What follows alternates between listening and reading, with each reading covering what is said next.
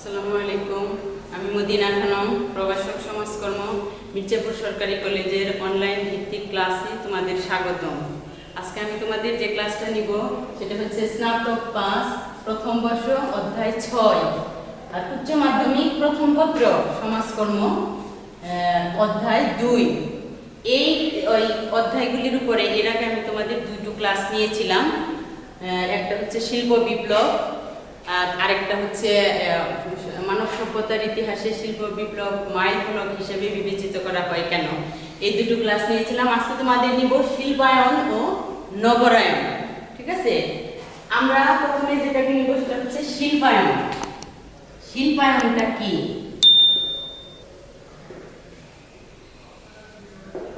শিল্পায়ন আমরা জানি শিল্পায়নটা কিন্তু শিল্প বিপ্লবেরই একটা ফল, তাই না? শিল্পায়নটা কি? শিল্প বিপ্লবেরই একটা ফল। শিল্পায়ন হচ্ছে এই যে আমাদের যে আমরা শিল্পায়ন এমন একটি প্রক্রিয়া যার মাধ্যমে আমাদের এই বিজ্ঞান ও প্রযুক্তিবিদ্যাকে সনাতন পদ্ধতি থেকে আধুনিক পদ্ধতিতে আমরা যার মাধ্যমে পরিবর্তন করি সেটাই হচ্ছে কি? শিল্পায়ন। ঠিক আছে, তাহলে আমরা একটু লিখি। আমি বলছি শিল্পায়ন হচ্ছে শিল্প বিপ্লবেরই ফল। ঠিক আছে,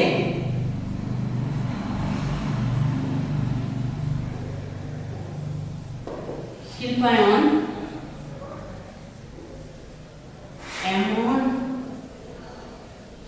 এমন একটি প্রক্রিয়া যার মাধ্যমে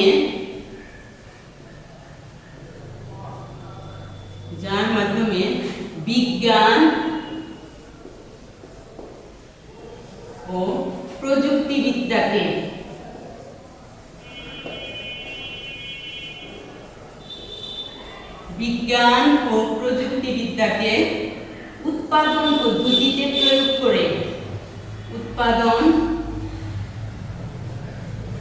পদ্ধতিতে প্রয়োগ করে সনাতন উৎপাদন প্রক্রিয়াকে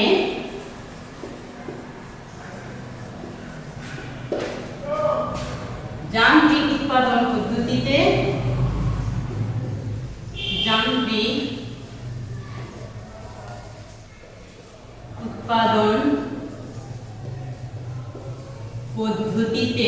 পরিবর্তন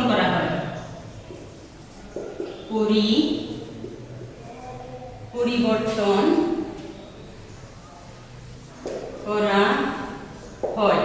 তাহলে আমি কি বললাম? শিল্পায়নটা হচ্ছে শিল্প বিপ্লবেরই ফল। শিল্পায়ন এমন একটি প্রক্রিয়া যার মাধ্যমে বিজ্ঞান ও প্রযুক্তিবিদ্যাকে উৎপাদন পদ্ধতিতে প্রয়োগ করে সনাতন উৎপাদন প্রক্রিয়াকে যান্ত্রিক উৎপাদন পদ্ধতিতে পরিবর্তন করা হয়। ঠিক আছে, এখন আমি আরেকটু বিশ্লেষণ করি।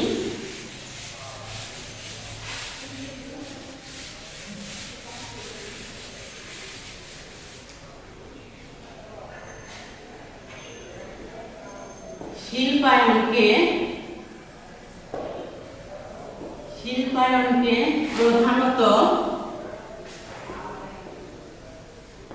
দুটো দিক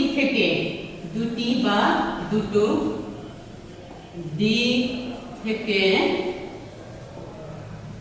বোঝানো হয়।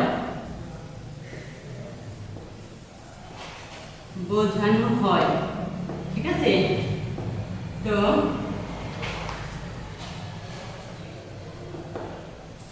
এক নাম্বার হচ্ছে উৎপাদন, যোগাযোগ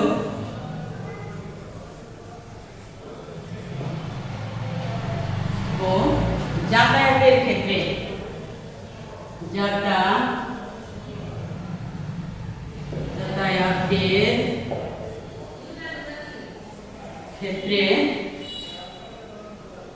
সনাতন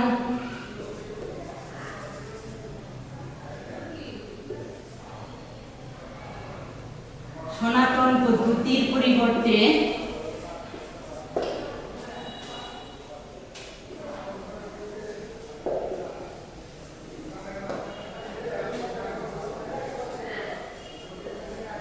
আধুনিক প্রযুক্তি ও যন্ত্রের ব্যবহার, প্রযুক্তি ও যন্ত্রের ব্যবহার। কি বলছি?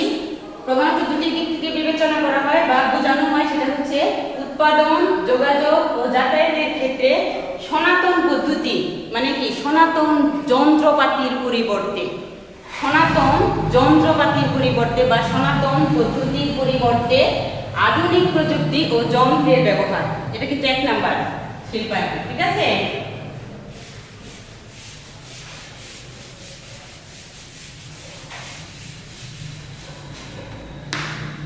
দুই নাম্বার হচ্ছে একই উৎপাদন,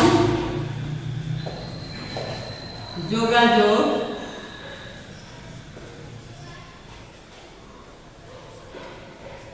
ও যাতায়াতের ক্ষেত্রে, যাতায়াতের ক্ষেত্রে মনুষ্য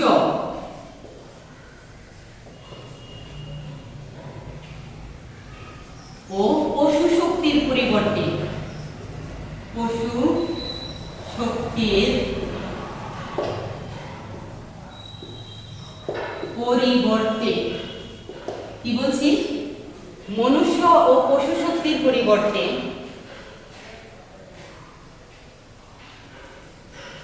প্রাকৃতিক শক্তি, প্রাকৃতিক শক্তি যেমন যেমন কি প্রাকৃতিক শক্তি? কয়লা, কয়লা, বিদ্যুৎ, পানি, পরমাণু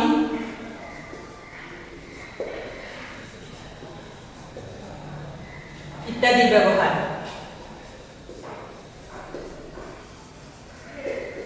ইত্যাদি ব্যবহার। ঠিক আছে? কি বলছি?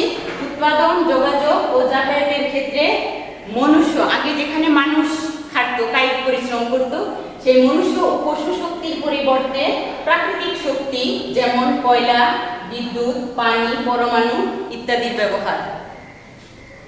এটা হচ্ছে কি শিল্পায়ন।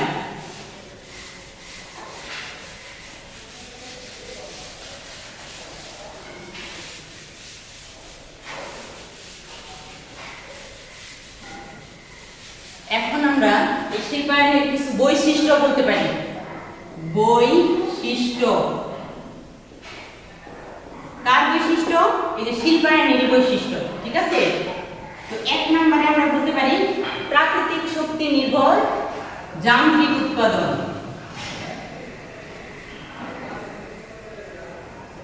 প্রাকৃতিক শক্তি নির্ভর যান্ত্রিক উৎপাদন।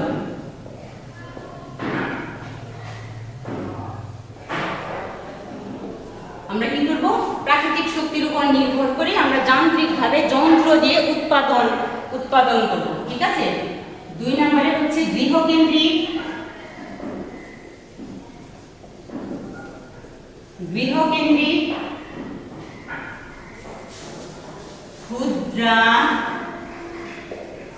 ক্ষুদ্রাকৃতির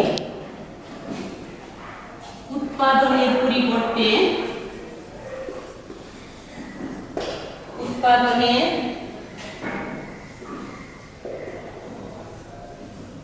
পরিবর্তে বৃহৎ আকারে যান্ত্রিক উৎপাদন। ঠিক আছে? যান্ত্রিক উৎপাদন। কি বলছি? আমরা যে আগে গৃহকেন্দ্রিক উৎপাদনগুলি করতাম, ক্ষুদ্র উৎপাদন যেগুলি, কুটির শিল্পের মাধ্যমে, সেটার পরিবর্তে আমরা কি করব, বৃহৎ আকারে বৃহৎ যন্ত্রপাতি দিয়ে বৃহৎ আকারে আমরা কারখানায় যান্ত্রিকভাবে উৎপাদন করব। ঠিক আছে। 3 নম্বরে আমরা করতে পারি সমাজে বহুমুখী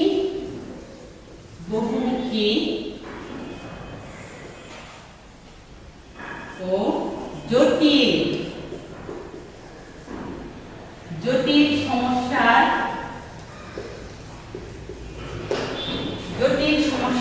উদ্ভব। এই শিল্পায়নের ফলে কিন্তু আমাদের সমাজে বহুমুখী এবং জটিল সমস্যার উদ্ভব হয়েছে। ঠিক আছে।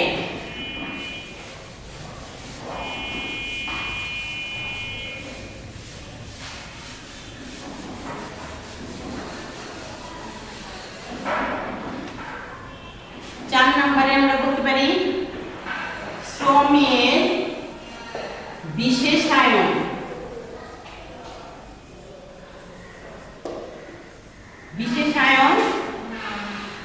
এবং শ্রম বিভাগের সূচনা। শ্রমের বিশেষায়ন হয়েছে আর কি হয়েছে, শ্রম বিভাগের সূচনা হয়েছে। ঠিক আছে। 5 নম্বরে আমরা বলতে পারি পুঁজিবাদী অর্থনীতির বিকাশ।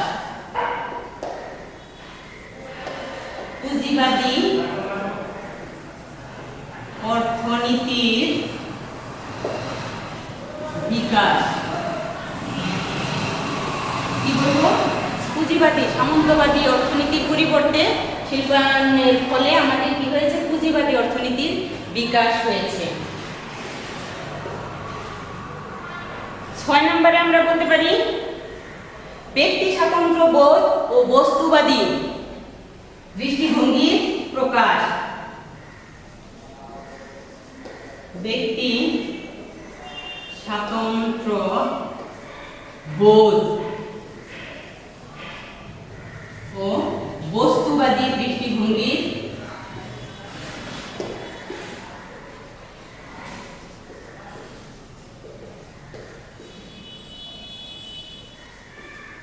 দৃষ্টিভঙ্গির প্রকাশ। ঠিক আছে। এইটা আমরা কিছু বৈশিষ্ট্য আলোচনা করলাম। এই বৈশিষ্ট্যের সাথে কিন্তু শিল্প বিপ্লবের যে কিছু বৈশিষ্ট্য আলোচনা করেছিলাম সেগুলির সাথে অনেক মিল আছে। সেজন্য বেশিরভাগই ওইগুলি হবে। সেজন্য আমি আজকে অল্প পরিসরে আলোচনা করলাম। যেহেতু এইটা আমি আলোচনা করেছি, শিল্প বিপ্লবের যে বৈশিষ্ট্য আলোচনা করেছিলাম তার সাথে এই বৈশিষ্ট্যের হুবহু মিল আছে। ঠিক আছে।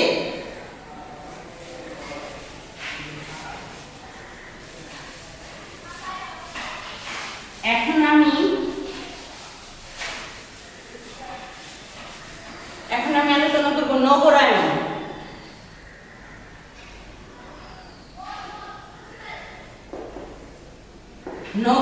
নগরায়নের আরেক নাম হচ্ছে শহরায়ন। নগরায়ন বা শহরায়ন। কি বলছি, নগরায়নের আরেক নাম হচ্ছে শহরায়ন। এখন নগরায়ন বা শহরায়নটা কি?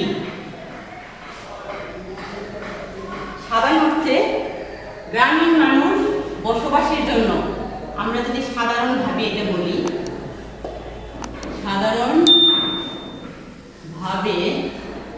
গ্রামীণ মানুষের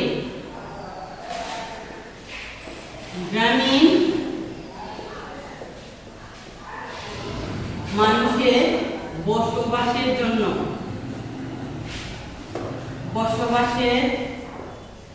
জন্য শহরমুখী ধাবিত হওয়ার প্রবণতাকে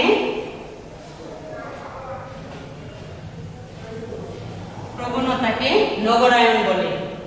ঠিক আছে। নগরায়ন বলে।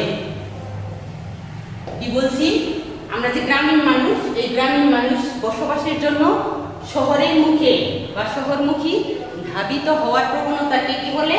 নগরায়ন। এটা আমরা সাধারণ অর্থে বলতে পারি, সাধারণ অর্থে। ঠিক আছে, এখন প্রকৃত অর্থে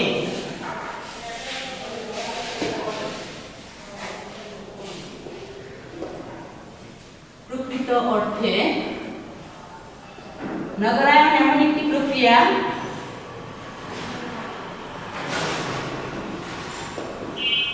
নগরায়ন এমন একটি প্রক্রিয়া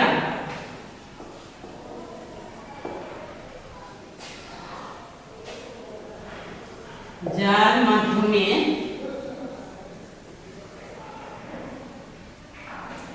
গ্রামীণ মানুষ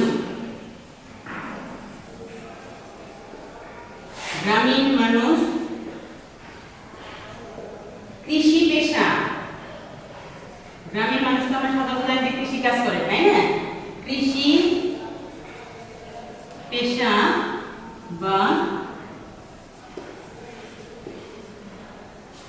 জীবন ব্যবস্থা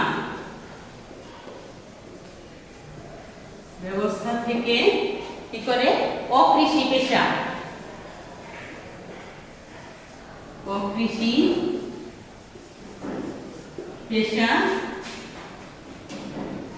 বা জীবন পদ্ধতিতে স্থানান্তরিত হয়।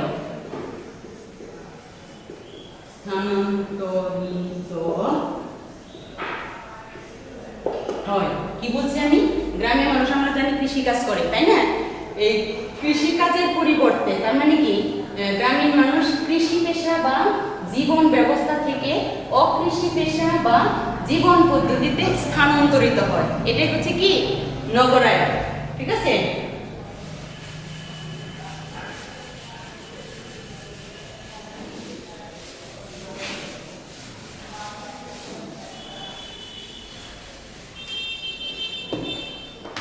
এখন অর্থাৎ আমরা একটু সংক্ষেপে আরেকটু সংক্ষেপে বলতে পারি এক কথায়, অর্থাৎ শহরে জীবন পদ্ধতি গ্রামীণ জীবন থেকে শহরে জীবন পদ্ধতি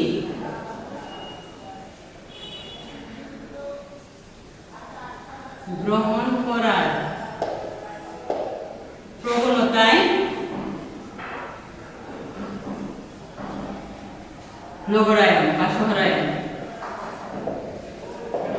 নগরায়ন বা শহরায়ন ঠিক আছে।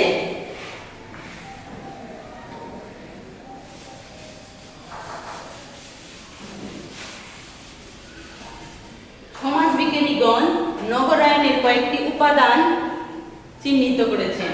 ঠিক আছে, কয়েকটি উপাদান। তাহলে এই যে নগরায়নের উপাদান কি বলছি? নগরায়নের উপাদান। সমাজবিজ্ঞানীগণ নগরায়নের কয়েকটি উপাদান চিহ্নিত করেছেন। তার মধ্যে 1 নম্বর উপাদান হচ্ছে বিকর্ষণ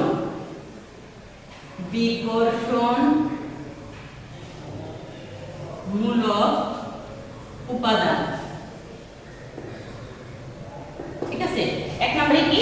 বিকর্ষণমূলক উপাদান। তার মানে এটা কি বিকর্ষণমূলক উপাদান? কারণ কি গ্রামীণ মানুষ, বিশেষ করে কি গ্রামীণ দরিদ্র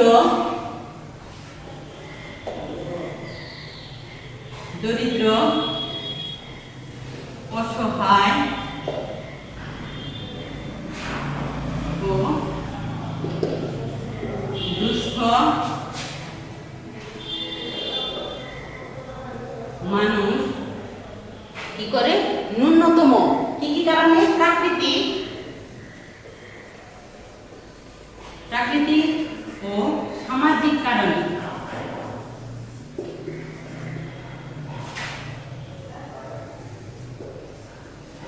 প্রাকৃতিক ও সামাজিক কারণে ন্যূনতম মৌল চাহিদা পূরণ করতে পারে না। ঠিক আছে, মৌল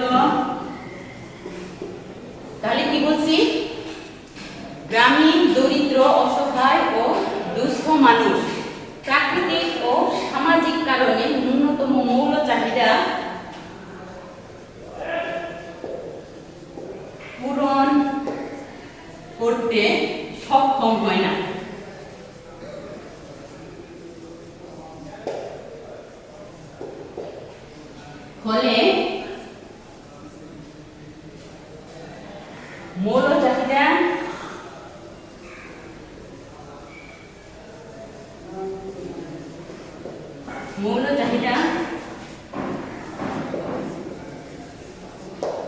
পূরণের জন্য বাধ্য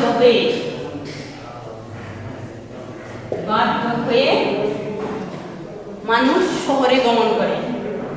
বাধ্য হয়ে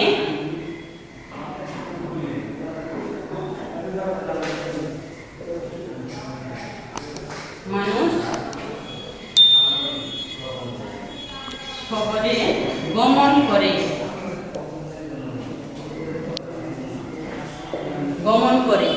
ঠিক আছে?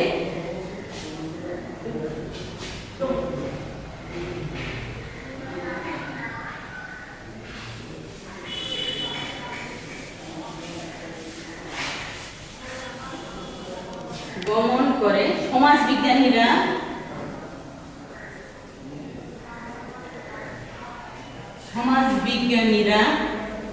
একে বিকর্ষণ বা পুশ ফ্যাক্টর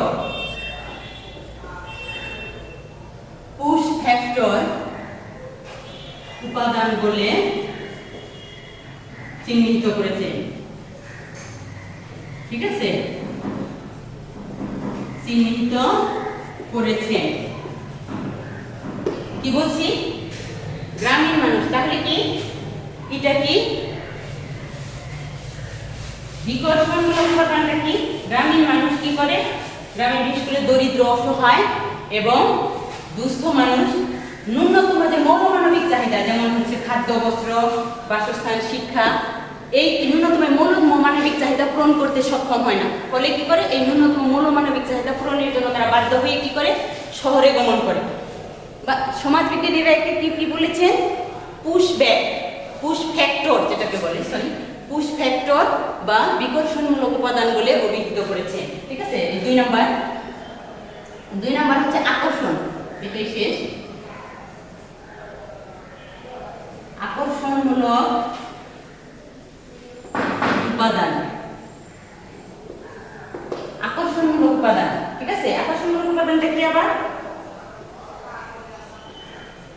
গ্রামীণ উচ্চ শ্রেণী। ঠিক আছে? আর্থিক দিক দিয়ে উচ্চ শ্রেণী। আর্থিক দিক থেকে উচ্চ শ্রেণী। আর্থিক দিক থেকে উচ্চ শ্রেণী ও শিক্ষিত জনগোষ্ঠী।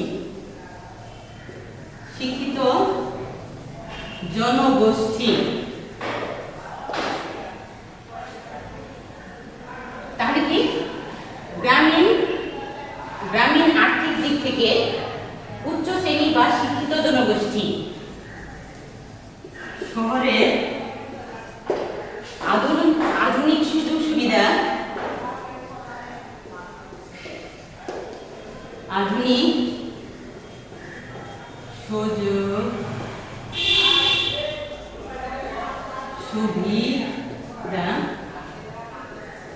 এবং উপযুক্ত কর্মসংস্থানের আশায়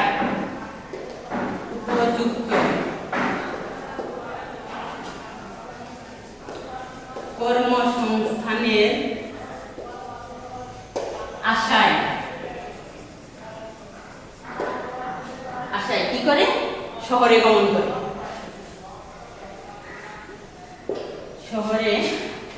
গমন করে।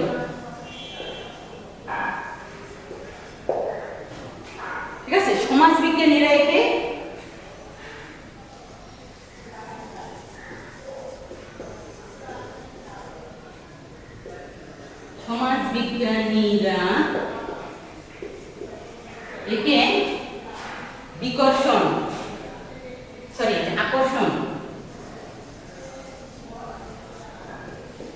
আকর্ষণ বা পুল ফ্যাক্টর বলে অভিহিত করেছেন।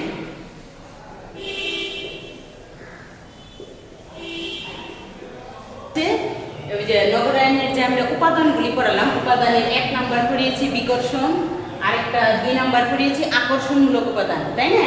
তো আকর্ষণমূলক উপাদানটা কি? গ্রামাঞ্চলে গ্রামীণ পরিবেশে যারা আর্থিক দিক দিয়ে উচ্চ শ্রেণী শিক্ষিত জনগোষ্ঠী তারা কি করে শহরে আধুনিক সুযোগ সুবিধা এবং উপযুক্ত কর্মসংস্থানের জন্য শহরে গমন করে।